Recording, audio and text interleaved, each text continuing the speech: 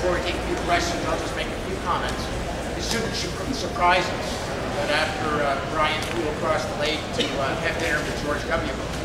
That he comes out with an economic plan that's very similar to the plan that bankrupt America.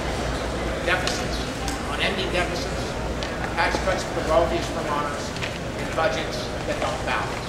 That's what got us into this economic mess, and that is not what's going to lead us out.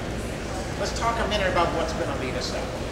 We have put together a 5-point plan that's going to ensure that as we emerge from this economic recession that was created by the policies of George W. Bush, that we actually beat the other 49 states to economic prosperity for Vermonters. And as the 5 of us have traveled across the state, there are 2 people that we worry about, 2 groups of people.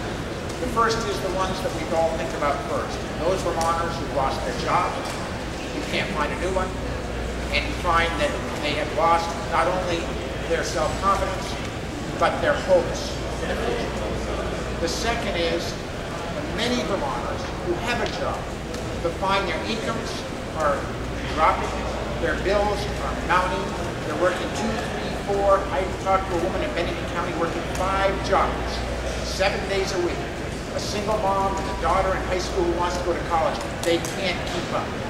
So what are we going to do to ensure that instead of make-believe deficits of the future, we actually have a plan that works? 5 quick ideas that will make the difference. First, be the first state in the country where health insurance is not an obligation of the employer, but follows the individual.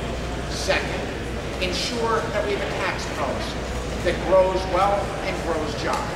Third, retrain our workforce for the 21st century so that we can do the jobs like dealer.com that are growing and emerging in this economy.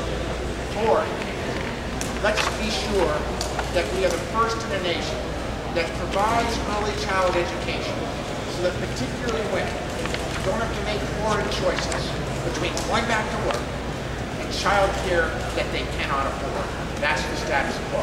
And finally, broadband internet access to every last mile by 2013.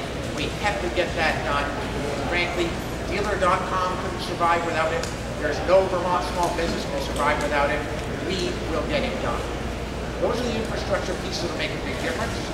Brian's plan, as was mentioned here, is deficit due. We'd be happy to take any questions that you might have.